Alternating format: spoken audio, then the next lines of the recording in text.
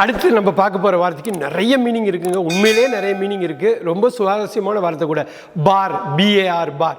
முதல் அர்த்தம் வந்து bar association, attorney association, lawyer association சொல்கிற அந்த வக்கீல்களோட அசோசியேஷனுக்கு பேர் பார்னு சொல்லுவாங்க, பார் அசோசியேஷன். அதுக்கு அடுத்த வார்த்தை பார் வந்து சாக்லேட் பார். நம்ம கிட்ஸுக்கு கொடுக்குற சாக்லேட் அது கட்டியாக கொடுப்போம், ஒன்றும் இல்லாமல் 2-3 ஸ்டாக் இருக்கிற அந்த ஸ்டாக் உள்ளதுக்கு பேர் பார். ரைட். நம்பர் 3 வந்து கவனம் பாருங்கள். திஸ் பார் அப்படின்னா ஒரு ஸ்டாண்டர்டை வைக்கிறது, ஒரு லெவலை வைக்கிறதுக்கு பேர் bar. Set the standard, set the bar high அப்படிம்பாங்க.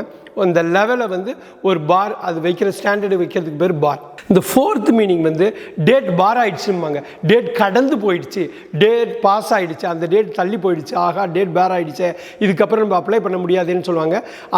அந்த பார் வந்து 4வது மீனிங். இந்த 5வது மீனிங்கை நான் சொல்கிறது பார் வந்து எல்லாருக்கும் தெரிஞ்ச ஒரு விஷயம். லிக்கர் ஷாப், டாஸ்மாக்னு சொல்கிற அதையும் பார்னு தான் சொல்லுவாங்க. ஆல்கஹால் ஷாப்பும் பார். இந்த 5 மீனிங் ரொம்ப முக்கியம். ஃபர்ஸ்ட் ஒன்று வக்கீல், லாயர். நம்பர் 2 கட்டி, சாக்லேட் பார்.